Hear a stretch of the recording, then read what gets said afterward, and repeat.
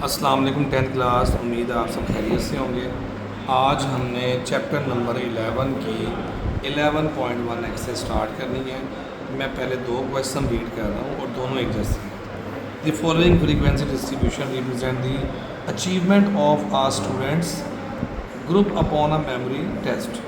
Plot community frequency group of a graph of group scores. Determine median lower and upper quartile यानी कि Q1 and Q3, D3, P90 and inter quartile range graphically. Note, write your answer in whole number, यानी कि point में answer लेके नहीं आना, उसके nearest number में लेके आना। वैसे ये इसका डाटा दिया हुआ है। क्वेश्चन नंबर 2 भी सेम यही है। 3 से काम थोड़ा अलग है, तो हम पहले दो क्वेश्चन में से मैं पहला क्वेश्चन करवा रहा हूँ, दूसरा आप करेंगे। अब ये क्वेश्चन का स्टार्ट कैसे है, ये देखिए। इसी डाटा को आप वर्टिकली लिख लें। अब वर्टिकली जब हमने लिख लिया और ये फ्रीक्वेंसी उसकी लिख ली, हम ये ऑब्ज़र्व कर रहे हैं कि ये दोनों सेम नहीं है। सेम करने के लिए हमें क्लास बाउंड्री बनानी पड़ेगी। तो मैंने 0.5, इन दोनों का डिफरेंस है 1 को 2 पे डिवाइड करोगे तो 0.5 आएगा। इसको यहाँ माइनस करें, यहाँ पे ऐड करें सब में, तो ये एक नई क्लास बाउंड्री बन जाएगी। फिर हमने CF कैसे बनाना है, कल भी सिखाया था मैंने आपको। 3 को एज इट इज़ लिख दें, इसमें अगला नंबर ऐड कर दें, 15 में अगला नंबर ऐड कर दें, ये 30 में अगला F ऐड कर दें, इसमें अगला F ऐड कर दें। इस तरह ये कम्युनिटी फ्रीक्वेंसी बन जाएगी। अच्छा, अब इसको इन नंबरों को ना मैंने ग्राफ में लेके आना है।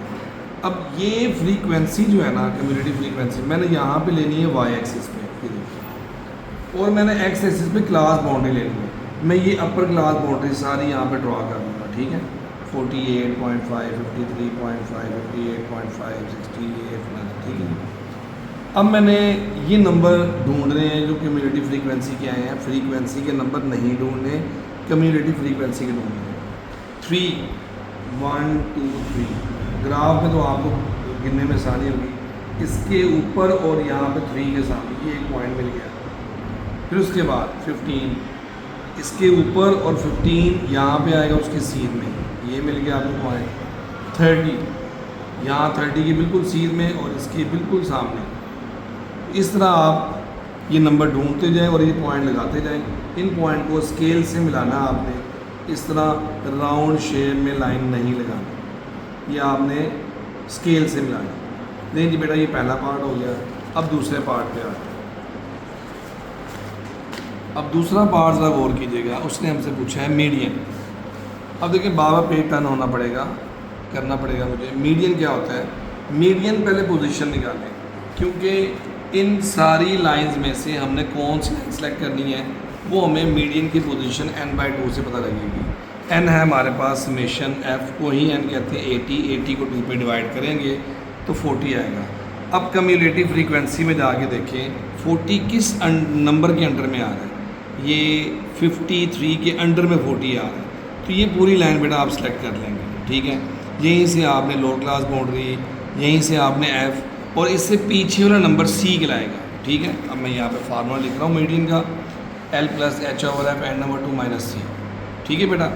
अब L क्या होता है? Lower class boundary. इसी लाइन की लोअर क्लास बाउंड्री 58.5 है।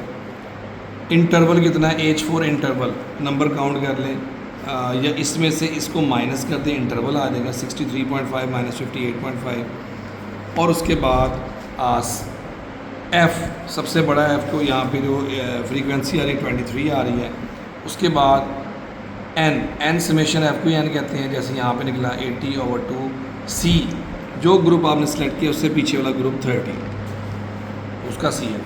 इनको कैलकुलेट करें तो 59.60 पॉइंट समथिंग आ रहा है। मैंने उसको 61 कर दिया अप्रॉक्सीमेट, ये मीडियन आ गया।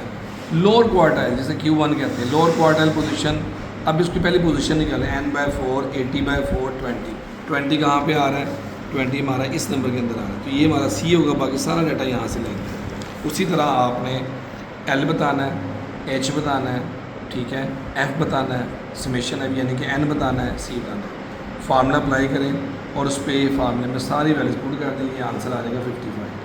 अपर क्वार्टाइल Q3, उसकी पोजीशन पर निकालें 3n/4, क्योंकि फार्मूले में 3n/4 है, तो यहाँ से इसकी पोजीशन निकलती है 60 आ रहा है। तो 60 इस नंबर के अंदर आ रहा है, ठीक है। ये 65 है, 60 ये पूरी लाइन आपने यूज़ करनी है। और सी है वो, देख लें आपने यहाँ पे एल बता दिया, एच बता दिया, एफ बता दिया, एन बता दिया, सी बता दिया। फॉर्मूला पुट करें Q3 आ जाएगा।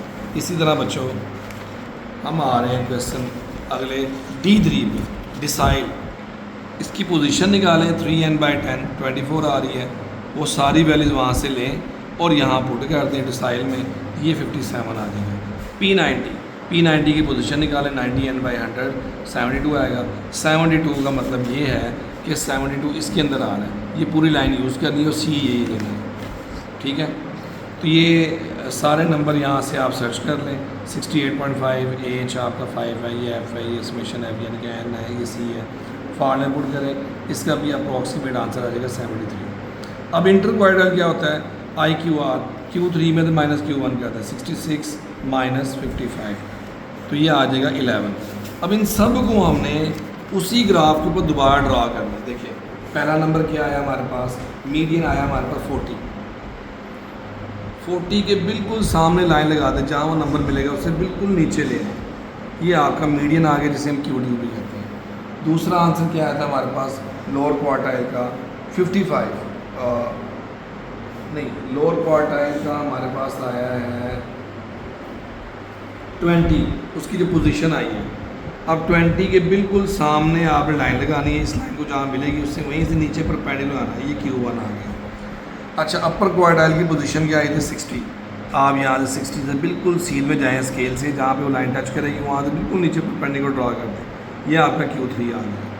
उसके बाद आया थी बच्चों D3 डिसाइल की पोजीशन क्या थी 24, आप यहाँ से 21 और ये 25, उससे एक नंबर पीछे 24 होगा, बिल्कुल सीध में आए और यहाँ से परपेंडिकुलर ड्रा कर दें, ये D3 है बेटा, ये O नहीं है, ये D लिखा हुआ है D3। इसी तरह P90 परसेंटाइल 72 आ रहा है, इसकी पोजीशन 70 है, ऊपर 2 पॉइंट ऊपर चले जाए 72 आ जाएगा। इसको बिल्कुल स्ट्रेट यहाँ लाइनें मिलाएं और यहीं से परपेंडिकुलर ड्रा कर दें। तो ये पूरा ग्राफिकली रिप्रेजेंटेशन भी हमने कर दी और हमने नंबरों को भी फाइंड कर दिया फार्मूले से, और आपके सामने ये मैंने ग्राफ भी ड्रा कर दिया और कम्युनिटी फ्रीक्वेंसी भी ड्रा कर दी। बेटा क्वेश्चन नंबर 2 में आपने क्लास बाउंड्री बनानी, फिर से बता रहा हूँ, वो पहले से ही क्लास बाउंड्री बनाई आपको मिल जाएगी, गौर से देखिएगा दोनों नंबर सेम होंगे। तो उम्मीद है आप जो क्वेश्चन हो जाएगा। जब तक के लिए अल्लाह हाफ़िज़।